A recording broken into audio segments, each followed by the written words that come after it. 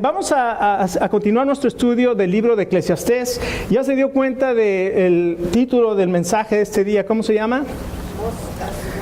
Moscas muertas en el perfume. Y usted dice, ¿de dónde salió ese título tan extraño? Ahí está en el capítulo 10, verso 1. Dice, las moscas muertas apestan y echan a perder el perfume. De ahí sale el título de este mensaje.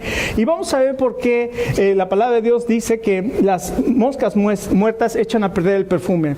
Y déjenme comenzar con una historia verdadera. Hay un libro que se llama Terminando Fuerte o Finishing Strong. Está en inglés. Steve Farrar es el autor. Y él cuenta la historia en el primer capítulo. Si lo pueden leer, lo pueden buscar ahí en internet. Pone Finishing Strong y va a salir Amazon.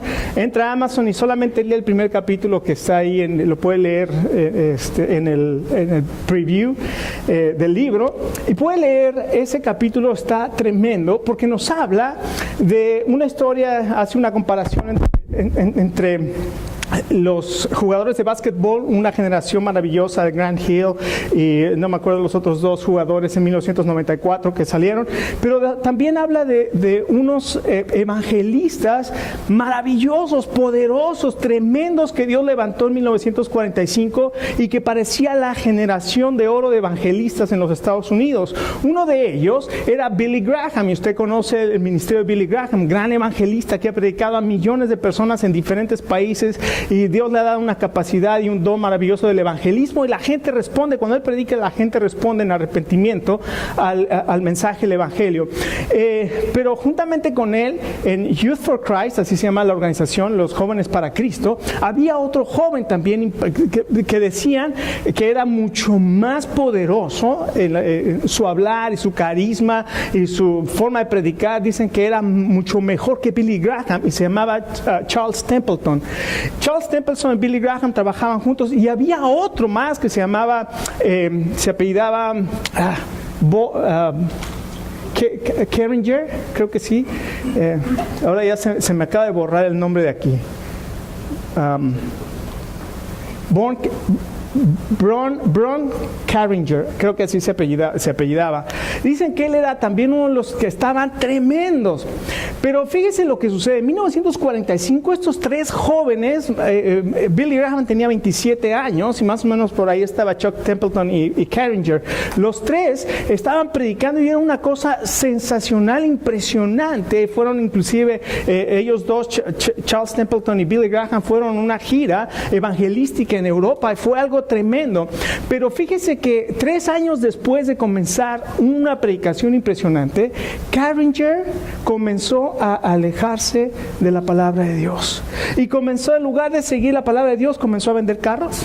Al poco tiempo, a los 3 años, se volvió un alcohólico y terminó muerto de cirrosis, tan solo 5 años después de ese inicio tan impresionante que tuvo.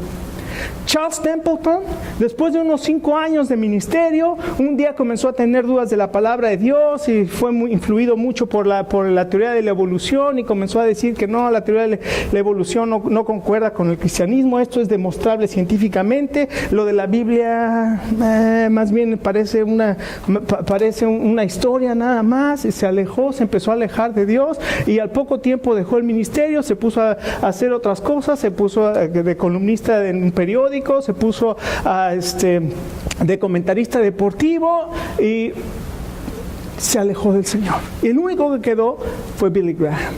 ¿Qué sucedió? Bueno, la Biblia dice que las moscas muertas que echan a perder el perfume. ¿Cuál es el propósito de la vida?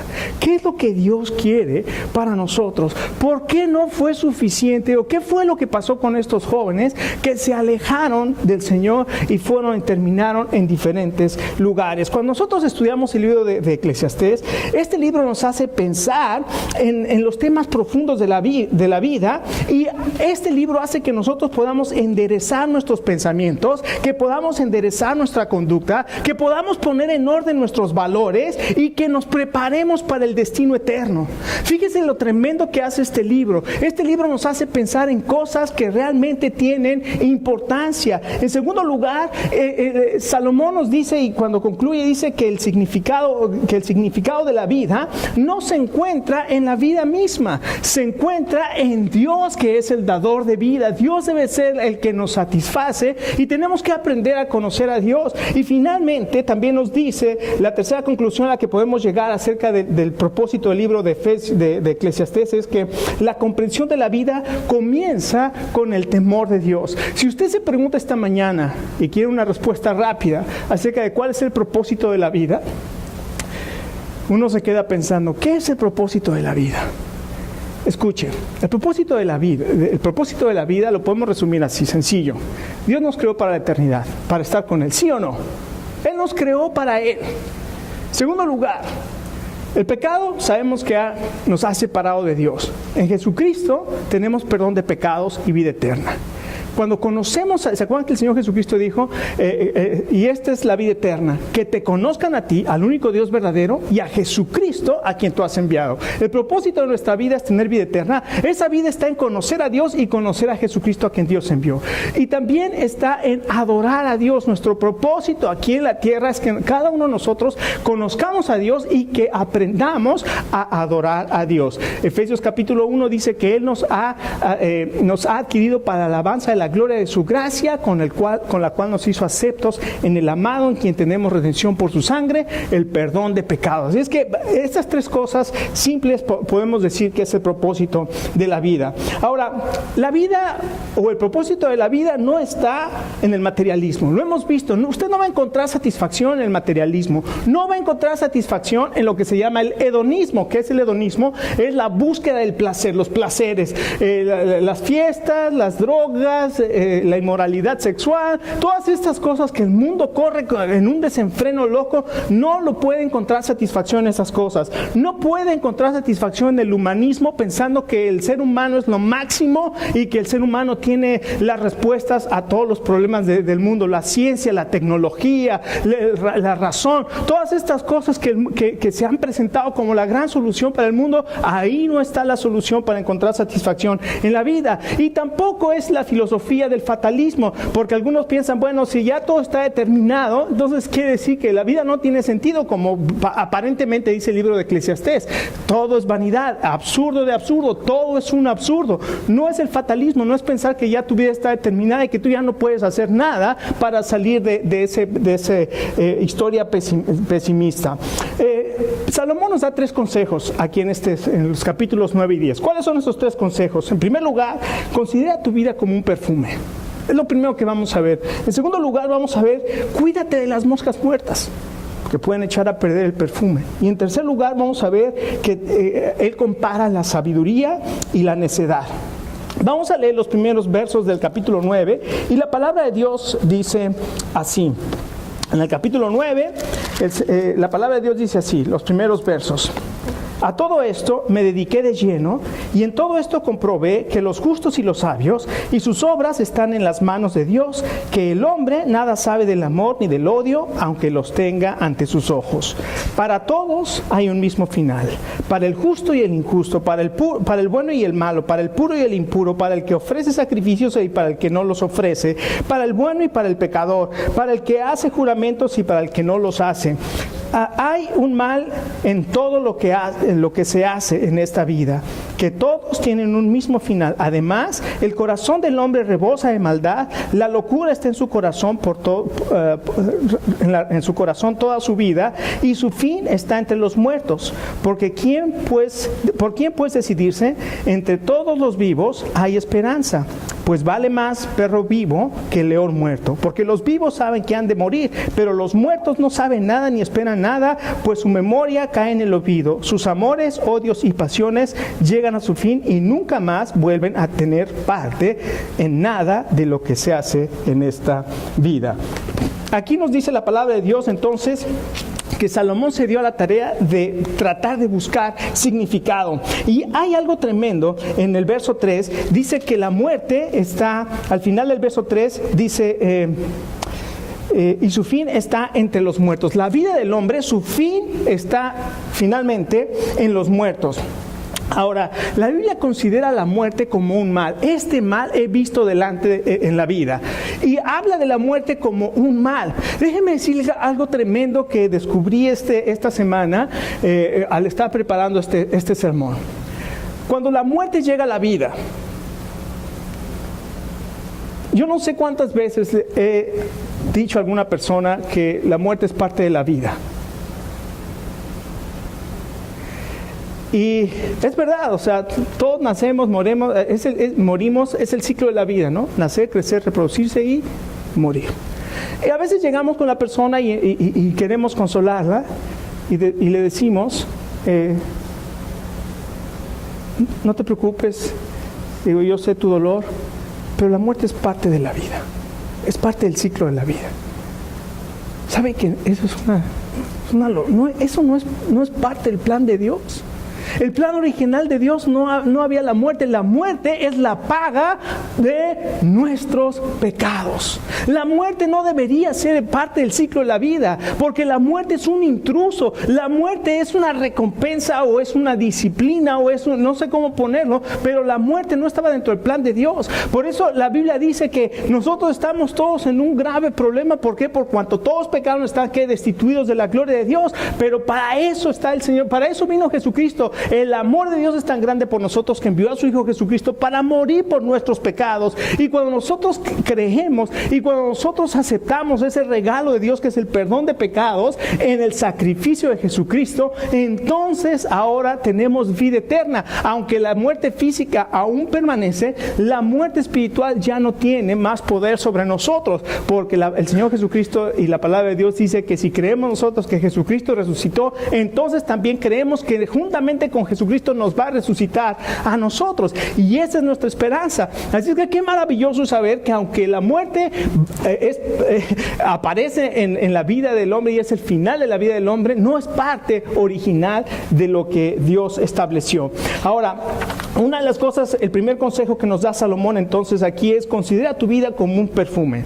Si tú has aceptado a Jesucristo como tu Salvador, si tú has creído en Jesucristo y tus pecados han sido perdonados, si te has arrepentido de tus pecados, si has pasado por esa demanda bíblica del arrepentimiento y has confesado a Jesucristo como tu Salvador, entonces la palabra de Dios dice que tú eres salvo. El Espíritu de Dios viene a tu vida y ahora la palabra de Dios dice que somos una fragancia de Cristo a donde vayamos. Segunda de Corintios capítulo 2 habla de que somos una fragancia, Segunda de Corintios capítulo 3 dice que somos fragancia de Cristo en todas partes a donde vamos. Ahora, ¿qué es lo que hace que nosotros podamos ser esa fragancia de Cristo? En primer lugar, sabemos que Dios está en control de todas las cosas. Si nosotros nos damos cuenta, ahí en el verso 1 del capítulo 9, dice que todo está en las manos de Dios. Es decir, nosotros como creyentes nos damos cuenta que todas las cosas que suceden a nuestro alrededor, Dios tiene el control de todas las cosas. La semana pasada, ¿se acuerdan que vimos el ejemplo de estos jóvenes que oraron al Señor? El Señor puso en su corazón que adoptaran un niño y todo lo que hicieron para que finalmente la chica que les dijo que les iba a dar al hijo que ella estaba esperando y que lo iba a dar en adopción, al final trajo un abogado y les dijo: me lo voy a quedar. Y vimos también al hombre que le fue bien porque obedeció al Señor. Y vimos que qué pasa cuando tú obedeces a Dios y te va mal, y qué pasa cuando tú obedeces a Dios y te va bien. Dijimos que la palabra de Dios dice ahí en el capítulo 7:10, dice que disfruta la vida, porque cuando vengan tiempos buenos, disfrútalos, y cuando vengan tiempos malos, de todas maneras, es algo que Dios ha establecido. El cristiano sabe que todas las circunstancias en nuestra vida tienen un propósito. Dios está en control. Ahora, esto no quiere decir que nosotros somos títeres de Dios y que tenemos hilos y que Dios es un titiritero, ¿verdad? Que está en el cielo nada más haciendo que nosotros hagamos su voluntad. No, porque a cada uno de nosotros Dios nos dio libertad, el libre albedrío. Entonces podemos tomar decisiones, pero recuerden que nuestras decisiones están basadas en los límites establecidos por Dios. Mientras nosotros permanecemos en esos límites establecidos por Dios, podemos hacer todo lo que queramos. Pero cuando nosotros nos salimos de los límites, obviamente hay consecuencias. Entonces, las circunstancias, recordemos, tienen un propósito, y el cristiano que considera su vida como un perfume sabe que Dios está en control. En segundo lugar, habla de que para todo hay para todos hay un mismo final, y habla de la muerte. Esto nos habla de que hay un tiempo limitado. Tenemos el tiempo, pero el tiempo es limitado. Entonces quiere decir que todos vamos a morir, a menos que el Señor Jesucristo regrese antes. Pero la muerte nos ayuda a evaluar nuestra vida y también nos enfrenta a esa realidad de la muerte. Ahora, para el que no es seguidor de Jesucristo, para el incrédulo, no hay diferencia. Por eso dice aquí, no hay diferencia para el justo, injusto, para el puro, impuro, para el bueno, para el malo, no hay diferencia.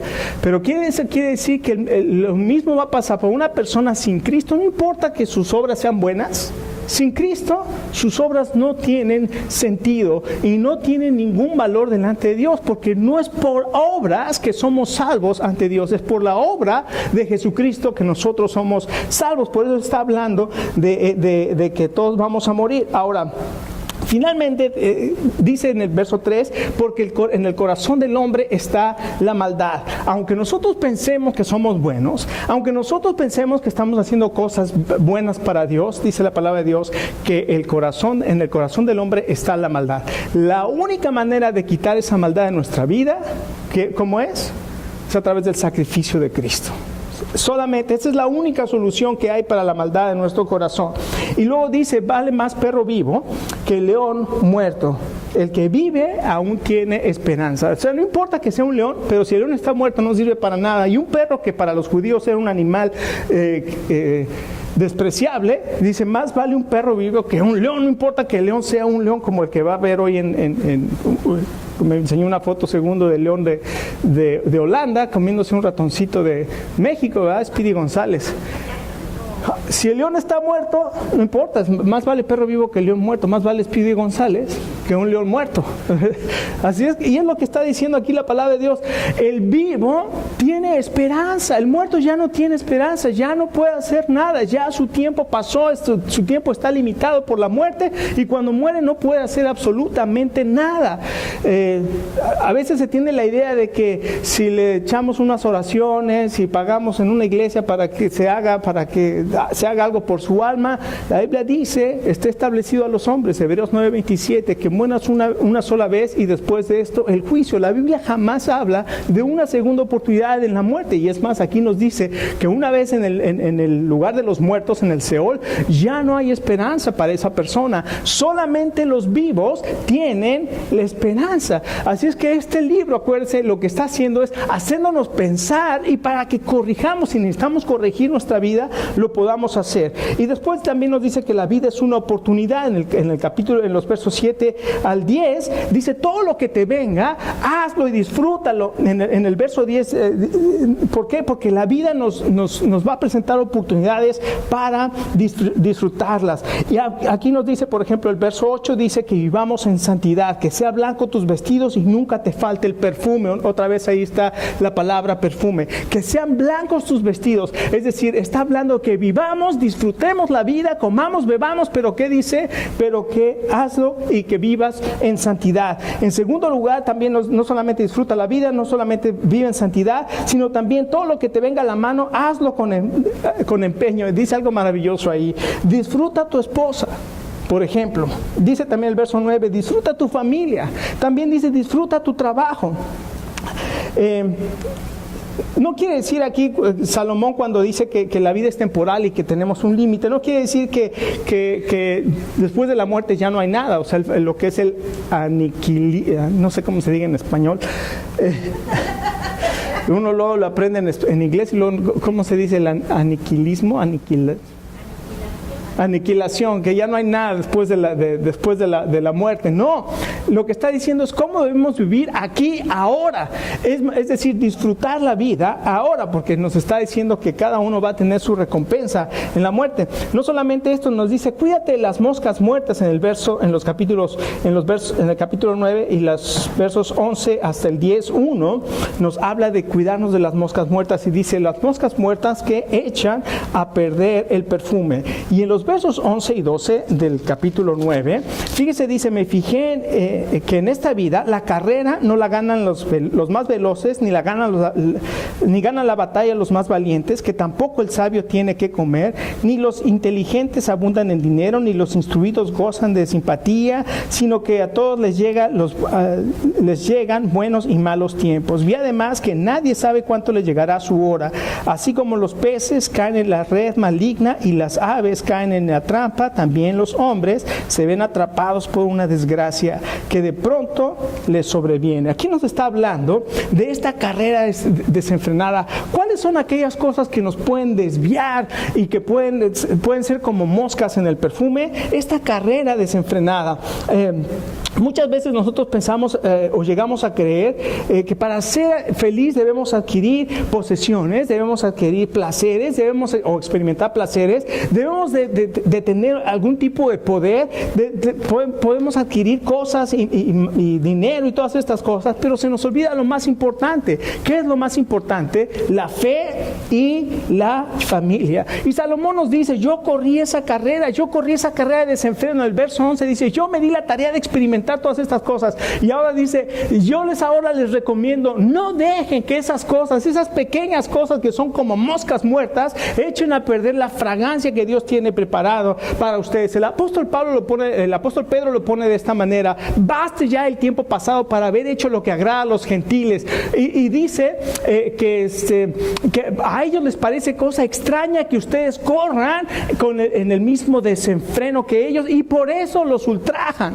Quiere decir que nuestra vida muchas veces vemos a nuestro alrededor y vemos la gente compitiendo por cosas, y si el vecino se compró un carro, yo quiero comprarme uno igual, y si se compró una casa, yo quiero comprarme uno igual, y si a él le fue bien, yo quiero hacer lo mismo, y estamos en esa carrera de desenfrenada, de buscar placeres, cosas y tantas cosas, que se nos olvida lo más importante, que es la fe y la familia. Y dice el apóstol Pedro, ya basta el tiempo pasado, ya lo hiciste, ya te diste cuenta que eso no te sirvió, ahora ya no corras esa carrera desenfrenada, porque no te va a servir de nada. Y después nos salen los versos 13 de la vida sin discernimiento. La vida de la historia de Salomón revela una situación que es desagradable, desgraciadamente, es común en el pueblo de Dios. Dios nos ha dado capacidad para adquirir sabiduría por medio de su Espíritu Santo. ¿Dónde se encuentra la sabiduría de Dios? En su palabra. Él nos da su palabra para que podamos encontrar sabiduría y consejo, y que los principios que Él establece aquí podamos vivir de acuerdo a esos principios. Pero desgraciadamente, si usted se da cuenta, en los versos 13 al 18, dice, yo conozco una historia de una ciudad, una pequeña ciudad que fue invadida por un ejército, y esa pequeña ciudad podía haber sido salvada por un hombre pobre, ¿pero qué? Pero sabio. Pero todo el mundo ignoró al hombre sabio y se perdió esa ciudad. Dios nos da la sabiduría y la capacidad de adquirir sabiduría, pero por andar buscando cosas diferentes y por no confiar en la sabiduría de Dios, muchas veces confiamos en nuestra experiencia, en nuestras capacidades, en nuestra inteligencia, en tantas cosas y despreciamos el consejo sabio de la palabra de Dios, hacemos nuestra propia voluntad y después tenemos las consecuencias y somos destruidos como esa ciudad. ¿Por qué? Porque seguimos nuestros propios consejos. Yo les conté rápidamente, porque ya me queda poco tiempo, pero les conté de aquella historia cuando una vez un grupo de gitanos cristianos llegaron a la iglesia que pastoreaba en México y me decían, hermano, queremos rentar su local, en las tardes ustedes no se reúnen y queremos ver si podemos tener nuestra iglesia aquí. Y yo siempre hemos escuchado malas historias de los gitanos, ¿no? Y entonces le fui a preguntar a varias personas, oye, ¿qué piensas? Le pregunté a los diáconos de la iglesia y les dije, ¿qué piensan de esto? Y ellos no sentían paz no, ¿sabes qué? No, yo creo que no. Comencé a preguntar a otras gentes, gente que sabía que trabajaba con ellos. Le hablé, le dije, oye, mira, yo sé que tú estás trabajando con los gitanos y ¿qué me recomiendas? No te metas con los gitanos. No dejes que se metan ahí, van a hacer esa iglesia, van a creer que es suya y al rato te van a querer sacar. Gente que rentaba casas a gitanos, les hablé y me dijeron, no hagas eso. Y por todas partes me decían, no rentes, no dejes que los gitanos se metan al edificio de la iglesia. Y miren, hermanos, era una situación que yo me puse a orar y dije, Señor, yo sé que la gente me está diciendo que no, yo quiero recibir una palabra tuya, quiero saber que esa es tu voluntad. Y estaba yo leyendo la palabra de Dios en mi lectura devocional de todos los días, ni siquiera buscando a ver de que Ave María, dame puntería, ¿no? Y a ver si un dedazo en la Biblia para que... Sino en la lectura diaria llego a Isaías, creo que es Isaías 46 o por ahí, y de pronto dice, y al pueblo que teme a Dios y que anden en mis caminos, en mis estatutos y que sigan esto y que no consulten agorero ni mago ni quién sabe qué, dice, ese es mi pueblo y mi casa será llamada casa de oración para todos los pueblos. Yo sabía que esa era la respuesta de Dios para mí. Claro. Entonces llamé a los ancianos de mi iglesia, a los diáconos, les dije, este es lo que el Señor puso en mi corazón, después de estar orando, sintieron paz. Llamé a los ancianos de la iglesia de los gitanos, les dije, mire, yo sé que ustedes tienen la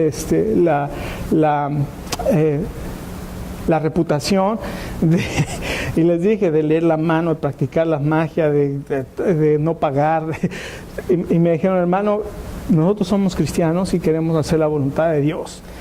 Yo no le puedo, me dijo muy honesto, me dijo, yo no le puedo asegurar que ninguna persona de nuestra congregación lee mano o hace cosas así, pero nosotros como ancianos de la iglesia estamos en contra de ello.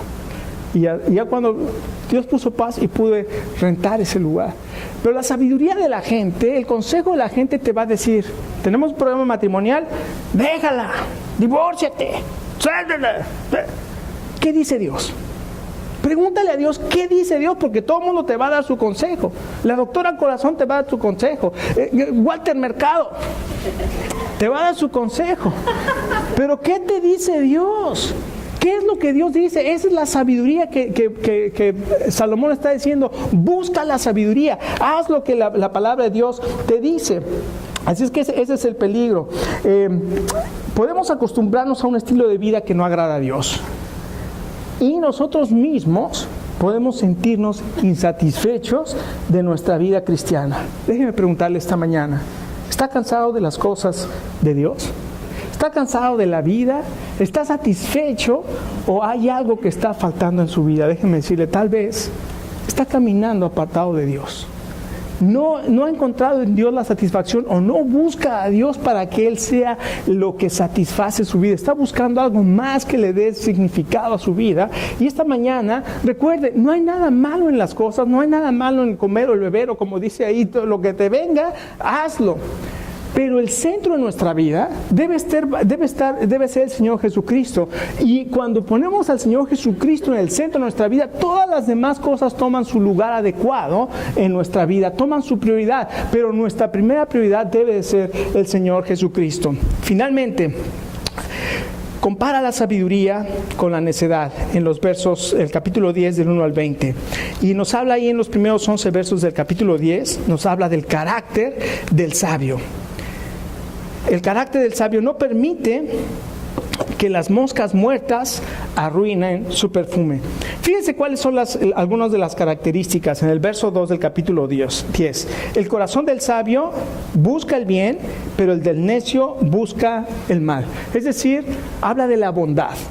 El corazón del necio es un corazón, el corazón del sabio es un corazón bondadoso. Va a buscar el bien, no va a buscar el mal.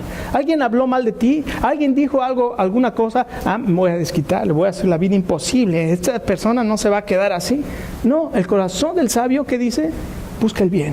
Busca lo bueno. No solamente eso, en el verso 4 dice al final, la paciencia es el remedio para los grandes errores. La paciencia. tener paciencia, no se enoja, es paciente. Después del verso 5 al 7 nos habla, hay un mal que he visto en esta vida semejante al error que conocen los gobernantes. El necio se le dan muchos puestos elevados, pero a los capaces se le dan los puestos más bajos. He visto esclavos montar a caballo y príncipes andar en pie como esclavos. Ahora, fíjense, te da envidia que tú tengas que manejar un Toyota del año 95 y una persona que anda, que usted sabe que anda, maneje un Audi 8. He visto a necios montar a caballo y he visto a los sabios andar a pie. ¿Sabe qué nos habla de esto? De la humildad. Podemos ser humildes, no necesitamos grandes. Nuestro carácter, vale más el carácter que el buen hombre, dice el capítulo, que es el capítulo 7, 1, que comienza diciendo, mejor es la buena fama que el buen ungüento, mejor el día del nacimiento, mejor el día de la muerte que el día de nacimiento. Habla de la humildad. Ahora, les voy a hacer este recuento: bondad, paciencia, humildad. ¿A qué les suena? El fruto del Espíritu Santo. ¡Qué maravilloso! Que el fruto del Espíritu Santo en nuestra vida se inmediatamente refleja bondad, paciencia y humildad. No solamente eso, en el verso 20 dice, cuida tus palabras. En el verso 20 dice, no maldigas al rey con tus pensamientos, ni en privado maldigas al rico, pues las aves del cielo pueden correr la voz, tienen las alas y pueden divulgarlo. ¿Qué palabras más sabias? A veces te voy a comentar esto, pero no se lo digas a nadie, bla, bla, bla, bla, bla, bla, bla, bla, contra fulano, al ratito todo el mundo lo sabe. Dicen, cuida tus palabras. El sabio no abre la boca de más, y todo eso habla de cuando uno abre la boca de más. Otra cosa bien interesante, anticipa las consecuencias. Si el hacha pierde su filo y no se vuelve a afilar, hay que golpear con más fuerza. El que cava la fosa, mire que verso 8, el que cava la fosa, ¿qué le va a pasar? Se va a caer en el hoyo, ¿no? El que cava una fosa se va a caer en el hoyo. Al que abre brecha en el muro, ¿qué le pasa? La serpiente lo muerde. El que pica piedra, con las piedras se hiere. El que corta leña, con los leños se lastima. En otras palabras, piensa en las consecuencias de tus actos. Si vas a abrir una brecha y hay una serpiente, te va a picar. Si hay un muro de protección y tú le abres, ¡pum!, te muerde la serpiente. Si tú cavas un hoyo, te vas a caer en él. Si tú picas piedra, te vas a lastimar con las piedras que brinques. Anticipa las consecuencias de tus actos. Un día compartí con una amiga de hace mucho tiempo, hablamos por teléfono y me empezó a decir algunas de sus cosas. Le dije, mira, había pasado por un divorcio y muchas cosas. Y le dije, mira, si tú pensaras en las consecuencias antes de hacer las cosas, y apenas estaba diciendo eso, y me dijo, tienes mucha razón, jamás he tomado decisiones pensando en las consecuencias. Nunca tomamos decisiones pensando, solamente tomamos decisiones en lo que siento ahorita. Ahorita estoy enojado, te voy a decir todo lo que tengo que decirte. En lugar de pensar, si yo hago esto, ¿qué va a pasar después? ¿Qué va a pasar después? Las consecuencias. El éxito radica en la acción sabia y bien ejecutada. Eso dice el verso 10. El éxito radica en la acción sabia y bien ejecutada, al final del verso 10. Y finalmente, no solamente vemos el carácter del sabio, sino también lo contrasta con el carácter del necio. La palabra de Dios expone claramente las faltas y las llama por su nombre. La palabra de Dios nunca se va a andar con nombres extraños, ¿verdad? Si una pareja vive juntos sin casarse, la Biblia dice, no es que su pareja. La Biblia va a decir, está en adulterio o está en fornicación. La Biblia es bien clara. Si una persona tiene relaciones con el mismo sexo, la Biblia no dice es un estilo de vida alternativo. No, la Biblia lo llama homosexual. Ahora, recordemos, no estamos aquí tratando de odiar a ninguna gente.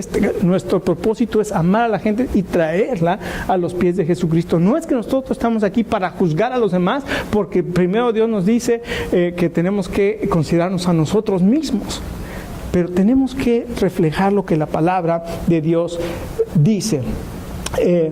Aquí todo esto nos dice la conducta del necio. Le gusta hablar sin sentido, no escucha. Sus palabras son necedades y sandeces. Sus planes no tienen fundamentos. El verso 14. En el verso 15 están confundidos, no tienen sentido de propósito ni dirección que tenga satisfacción y valor eterno.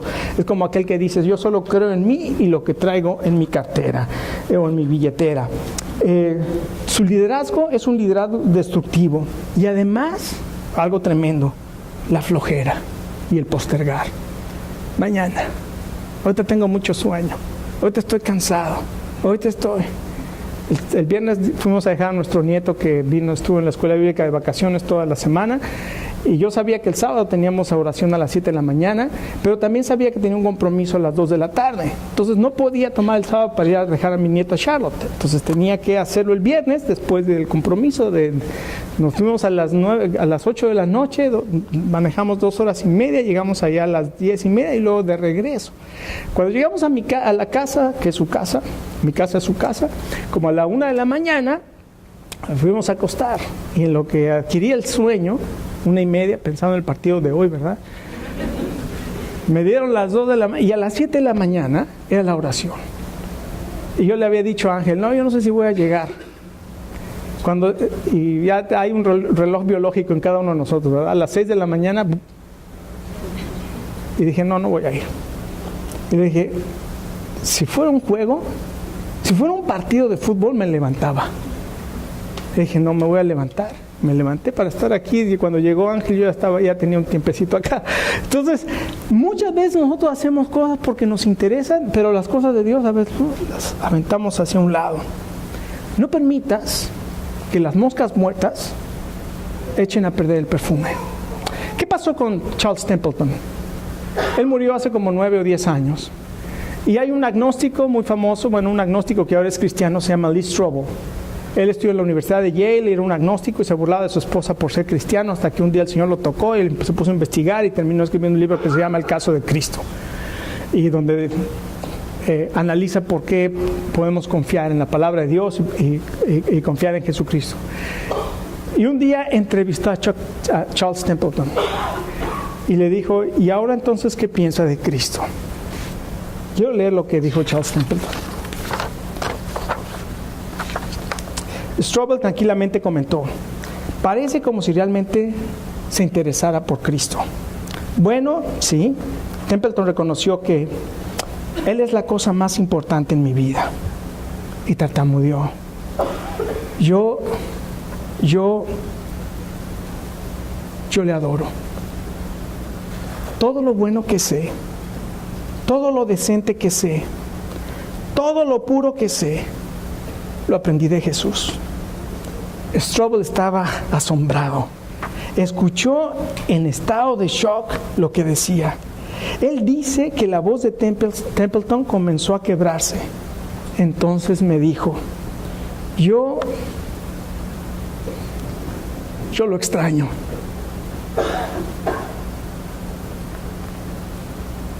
Y el anciano se echó a llorar. Con agitación, lloró amargamente. Este hombre que se había apartado de Dios y que al final de su vida, cuando era un anciano, dice, ahora lo extraño, y se pone a llorar. Ahora, yo no sé en los planes de la soberanía de Dios, yo no entiendo muchas cosas de la soberanía de Dios. Lo creo porque la Biblia lo expresa y habla de la soberanía de Dios.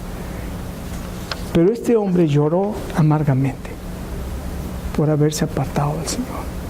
Las moscas muertas echan a perder el perfume.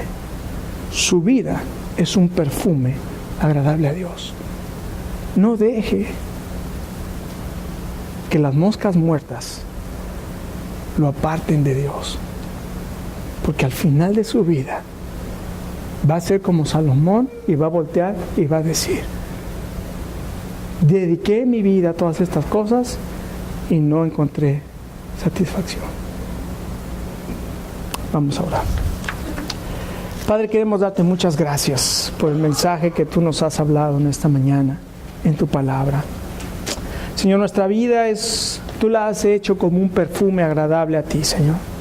Porque sin ti, tu palabra dice que somos como una llaga, como una herida y como una llaga podrida. Pero con Cristo somos grato olor, un perfume agradable delante de la presencia de Dios. Señor, ahora que tú has hecho que nuestra vida sea como un perfume, todos los días, Señor, sabemos que tenemos tentaciones, que tenemos que tomar decisiones, que tenemos que vivir una vida real en un mundo real, donde tenemos conflictos, y Señor, estamos tentados a vivir de acuerdo a nuestra sabiduría. Señor, ayúdanos a llenarnos cada mañana de tu presencia, a llenar nuestra vida y nuestra mente de tu palabra, para que podamos aplicar tu palabra sabiamente en nuestra vida. Y Señor, muchas gracias por el propósito eterno y maravilloso que tienes para cada uno de nosotros. Si en esta mañana hay alguna persona que el Señor ha hablado a su corazón y le ha revelado que está caminando apartándose de Dios, hoy es el momento de decirle: Señor, gracias por hablarme. Señor, ayúdame, te necesito. Señor, me has hecho comprender esta mañana que no puedo vivir apartado de ti, y que si todo lo que haga apartado de ti, al final no va a tener ninguna satisfacción. Señor, perdóname. Quiero venir a ti en este día, Señor. Quiero tomarme de tu mano. Quiero pedirte que me perdones y que me ayudes. Reconozco mi necesidad de ti.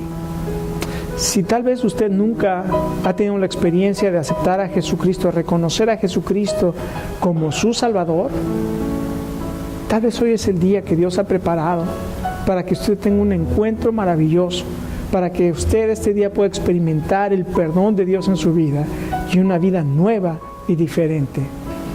Si usted anhela esa vida nueva y ese perdón,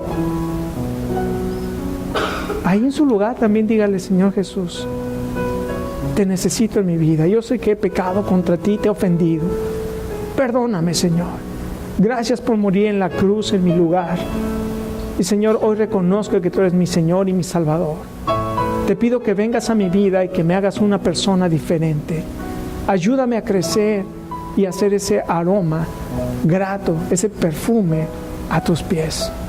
Te doy las gracias en el nombre de Jesús. Amén.